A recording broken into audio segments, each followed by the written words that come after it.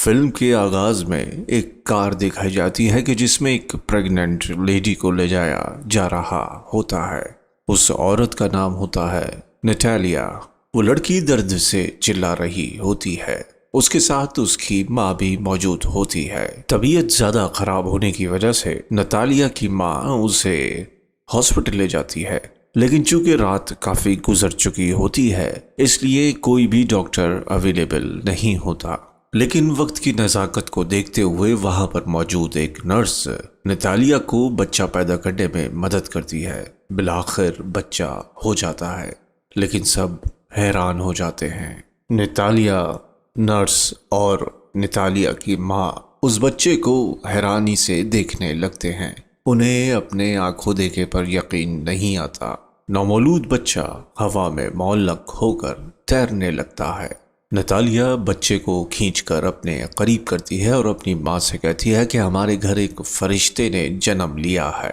लेकिन चूंकि नतालिया की माँ एक समझदार और तजर्बाकार औरत होती है, लिहाजा वो समझ जाती है कि हमारे यहाँ जिस बच्चे की पैदाइश हुई है वो माफूकुल फितरत है।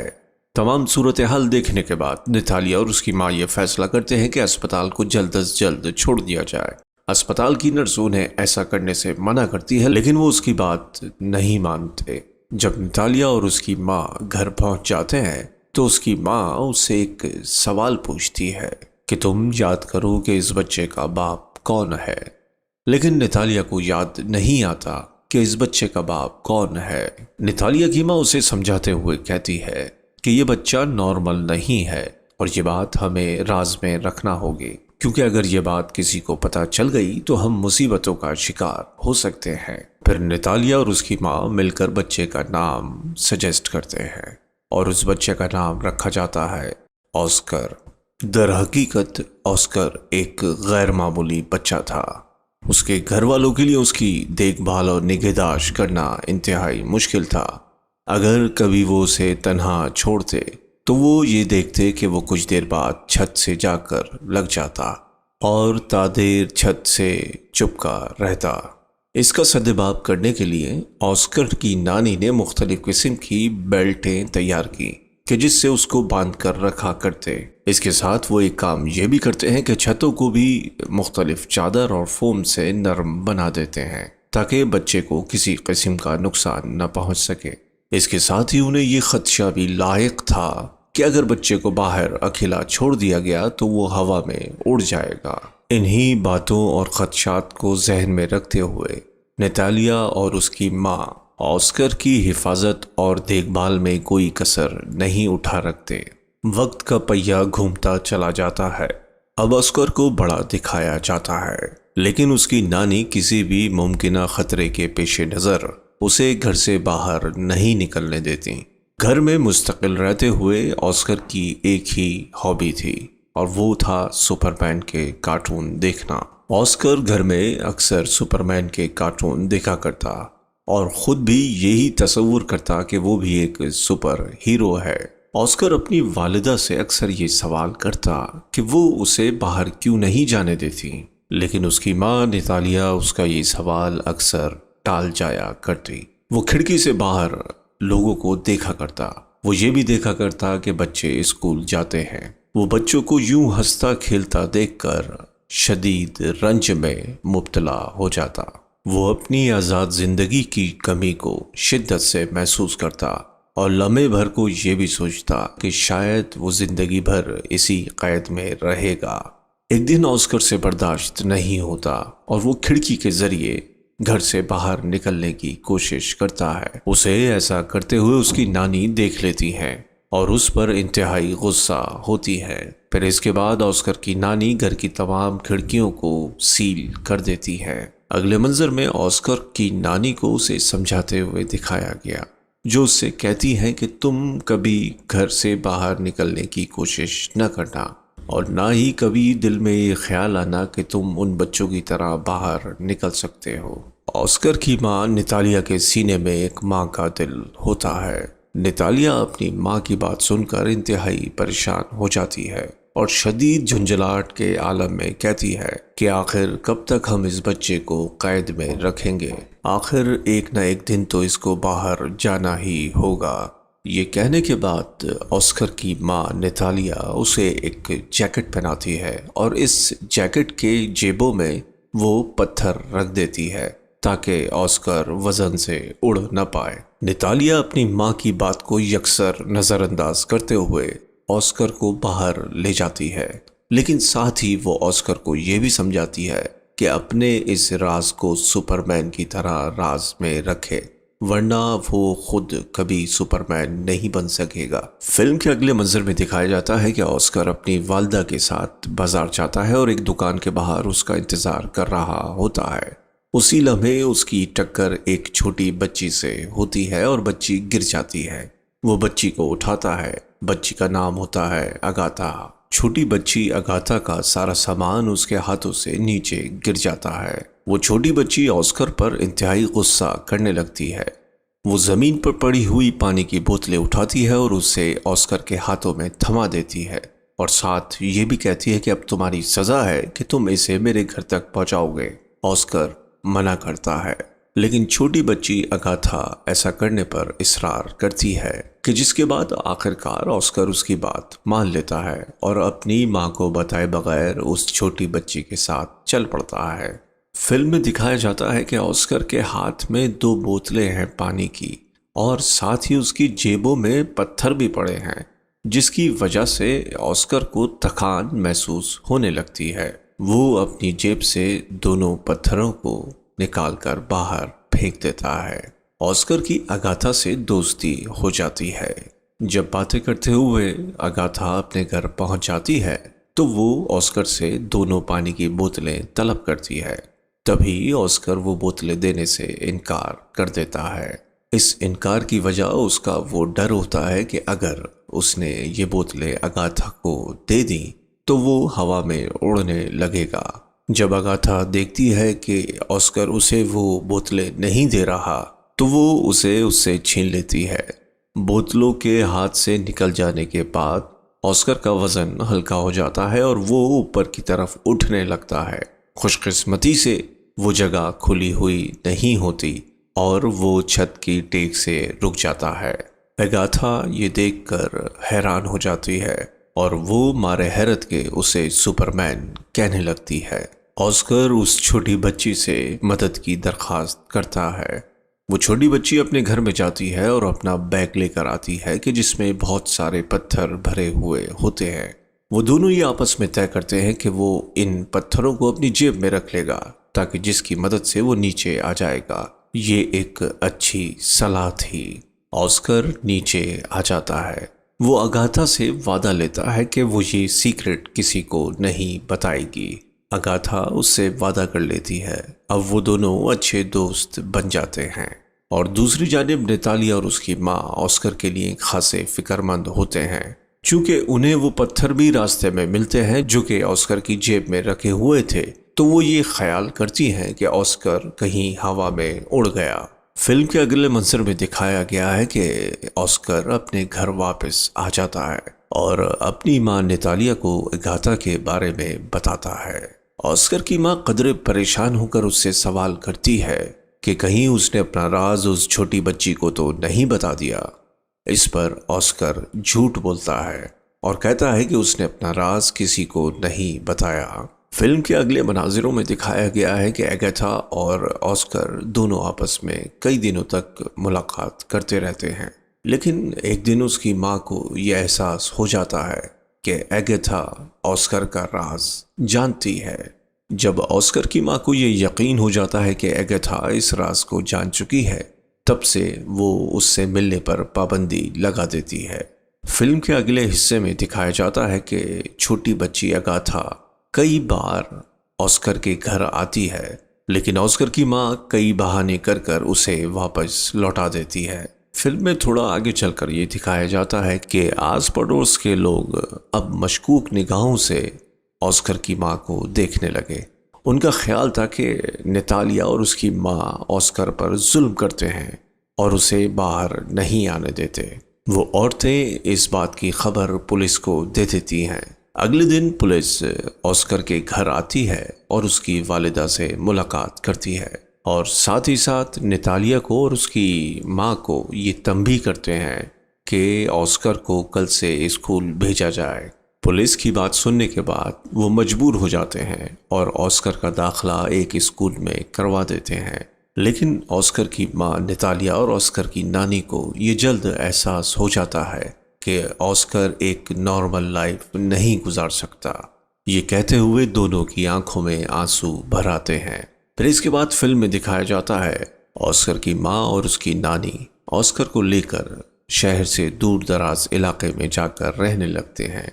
शहर से दूर रहते हुए काफी अरसा बीत चुका होता है। ऑस्कर अब जवान हो चुका है, ऑस्कर की माँ बूढ़ी हो गई है और ऑस्कर की नानी अब मर चुकी है। लेकिन ऑस्कर के पास अब तक वो गुलाबी कलर का बैग मौजूद होता है जो एगाथा ने उसे दिया था। ऑस्कर उस गुलाबी रंग के बस्ते को कभी भी खुद से जुदा नहीं करता, हत्ता कि रात को सोते वक्त भी वो उसे अपने साथ रखता है। इतना अरसा गुजर जाने के बावजूद भी उसकी जिंदगी गुजारने का ढंग जरा सा भी नहीं बदला। वो घर में तन्हा जिंदगी गुजार रहा था। उसकी जिंदगी एक राज बनकर रह गई थी। ऑस्कर की माँ हद्दुल इम्कान कोशिश करती कि वो ऑस्कर की मुनासिब देखभाल करे, लेकिन ऑस्कर अपनी मौजूदा जिंदगी से उकता गया था। वो इस राज भरी जिंदगी से मुकम्मल तौर पर उकता गया था। अब वो अपने दिल में ख्याल करता है कि अगर दुनिया को उसके इस राज के बारे में मालूम हो जाएगा तो वो अपने आइडियल सुपरमैन की तरह दुनिया भर में मशहूर हो जाएगा। ऑस्कर की ये बात सुनकर उसकी माँ उसे डांटती है और उसे समझाती है कि ऐसा कुछ भी नहीं। दरअसल ऑस्कर की माँ के दिल में ये डर था कि अगर दुनिया को इस राज के बारे में पता चल गया तो वो अपना बेटा खो देंगी। वो अपनी माँ की बात सुनकर सब्र करता है, लेकिन सब्र की भी इंतहा होती है और एक दिन ऑस्कर अपनी माँ को बताए बगैर घर से बाहर चला जाता है। वो ये फैसला करता है कि वो एक मैजिक शो में, ये एक ऐसा शो होता है कि जहाँ लोग अपने मुनफरिद कमालात दिखाते हैं। ऑस्कर दिल में ख्याल करता है कि इससे बेहतरीन प्लेटफॉर्म कोई ना होगा और वो पहली बार दुनिया को अपना कमाल दिखाता है। वो शो रातों रात हिट हो जाता है। ऑस्कर की माँ भी वो शो देख रही होती है। अब ऑस्कर की माँ खुद को कतई तौर पर बेबस महसूस करती है। वो ऑस्कर से राब्ता भी करती है लेकिन कुछ कर भी नहीं पाती। अब चूंकि लोग ऑस्कर को देख चुके हैं तो वो लोगों के दरमियान खासा मकबूल भी हो चुका है। अगले दिन ऑस्कर की मुलाकात एक शख्स से होती है। उस शख्स का नाम होता है डेविड। डेविड एक एजेंट होता है और वो ऑस्कर को ये कहता है, मैं तुम्हें मशहूर करने में तुम्हारी मदद करूंगा। हम दुनिया भर में शो ऑर्गेनाइज करेंगे कि जिससे तुम दुनिया भर में मशहूर हो जाओगे। अपनी चिकनी चपड़ी बातों में उलझा लेने के बाद वो ऑस्कर को एक बहुत बड़ा घर रहने के लिए देता है और साथ ही साथ एक कॉन्ट्रैक्ट पर साइन भी करवा लेता है। चूंकि ऑस्कर के दिल में मशहूर होने की ख्वाहिश थी, लिहाजा वो बिला ताअम्मुल और झिझक उस कॉन्ट्रैक्ट पर साइन कर देता है। अब इसके बाद बड़े बड़े शो ऑर्गेनाइज किए जाते हैं और ऑस्कर रातों रात मशहूर हो जाता है। ऑस्कर की ये खासियत देखने के बाद दुनिया उसे एक नए नाम से पुकारती है, a man without gravity. Oscar और उसका एजेंट काफ़ी दौलत कमा चुके होते हैं और ऑस्कर भी काफ़ी नाम कमा चुका होता है, लेकिन आगे चलकर उसे रियलाइज़ होता है कि दर हकीकत वो सुपरमैन नहीं, महज एक कठपुतली है कि जिसका तमाशा रोज़ दिखाया जाता है। ऑस्कर का ख्याल था कि लोगों ने उसे महज तफरीह का जरिया बनाया हुआ है। उसे या तो फोटोशूट में बुलाया जाता है या फिर किसी मैजिक शो में या किसी बच्चे की सालगिरह में। अगरचे कि ऑस्कर काफ़ी मशहूर हो चुका था, उस पर कई किताबें भी लिखी जा चुकी थी, लेकिन अक्सर किताबों में उसकी माँ और उसकी नानी को इंतहाई बुरा बनाकर पेश किया गया था। फिल्म के अगले मंजर में दिखाया जाता है कि एक शो होता है कि जिसमें ऑस्कर को एक फरिश्ते का लिबास पहनाया जाता है। ऑस्कर को ये सब बहुत बुरा मालूम होता है। वो जब हवा में मौल्लक होता है, साथ ही साथ वो लोगों पर गुस्सा होना शुरू हो जाता है और तमाम लोगों को बुरा भला कहने लगता है। अगले मंजर में दिखाया गया है कि वो अपनी माँ के साथ बैठा होता है और ये फैसला लेता है कि अब उसे ये काम नहीं करना। वो अपने एजेंट को भी इस बात से आगाह करता है कि बस मुझे जितना मशहूर होना था मैं हो गया, अब मेरी इससे ज़्यादा की कोई ख्वाहिश नहीं है। ऑस्कर का एजेंट उसे समझाने की कोशिश करता है कि तुम ऐसा नहीं कर सकते, लोग तुम्हें देखना चाहते हैं। जिस पर ऑस्कर ये कहता है कि जाओ और लोगों से कह दो कि मैन विदाउट ग्रेविटी या तो मर गया है या हवा में कहीं गायब हो गया है। इसके बाद वो भारी दिल के साथ अपनी माँ को भी खुदा हाफिज कह देता है। अगले दिन मुख्तलिफ न्यूज़ चैनल पर खबर आती है कि मैन विदाउट ग्रेविटी मर चुका है। इस खबर के बाद लोगों के दिल में तरह तरह के वहम जगह कर लेते हैं। अब ऑस्कर की माँ अकेले रहने लगी है, लेकिन न्यूज़ रिपोर्टर उनका पीछा नहीं छोड़ते, ऑस्कर के बारे में सवालात करने आ जाते, लेकिन वो उन न्यूज़ रिपोर्टर्स को कुछ भी नहीं बताती और अपना दरवाज़ा बंद कर लेती है। कुछ वक्त और गुजर जाता है। अब ऑस्कर की माँ भी मर चुकी है। ऑस्कर अभी जिंदा था, लेकिन उसने अपनी जिंदगी एक नए ढंग से गुजारने का फैसला कर लिया था। उसने अपनी दाढ़ी बढ़ा ली थी और वो अक्सर व्हील चेयर पर होता। वो ऐसा इसलिए करता ताकि लोग उसे पहचान न सकें। उसने अपना नाम भी तब्दील कर लिया था और वो एक होटल में रिसेप्शनिस्ट का काम अंजाम दे रहा था। सभी लोग उससे अच्छा बर्ताव करते। एक दिन ऐसा हुआ कि ऑस्कर की मुलाकात अगाथा से हुई। अगाथा ने उसे पहचान लिया उस गुलाबी बस्ते की वजह से कि जो उसने उसे बचपन में दिया था। अगाथा ने अब तक शादी नहीं की थी और वो अपनी मौजूदा जिंदगी से कतई तौर पर भी खुश नहीं थी। उसका मकसद सिर्फ पैसा कमाना था और पैसा कमाने के लिए वो कोई भी नीच काम करने पर तैयार हो जाती। वो कई मर्तबा मुख्तलिफ मर्दों के साथ उसी होटल में रात गुजारने आया करती कि जिसमें ऑस्कर काम किया करता था। ऑस्कर को ये सब देखकर इंतहाई बुरा लगता था। ऑस्कर ने कई दफ़ा अपने दिल की बात अगाथा से की, लेकिन चूंकि अब वो बदल चुकी है, लिहाजा वो ऑस्कर की तमाम बातों को नज़रअंदाज कर देती है। ऑस्कर का यूं बार बार अपनी फिक्रमंदी का इजहार करना इस बात का इशारा है कि ऑस्कर अब भी उससे दिल ही दिल में मोहब्बत करता है। अगाथा का जिस्म फरोशी में मुलविस होने का सबब दो बातें थी। एक तो उसके माली हालात और दूसरा ये कि ऑस्कर भी उसे छोड़कर चला गया था कि जिसकी वजह से वो मुसलसल तन्हाई और परेशानी का शिकार रही।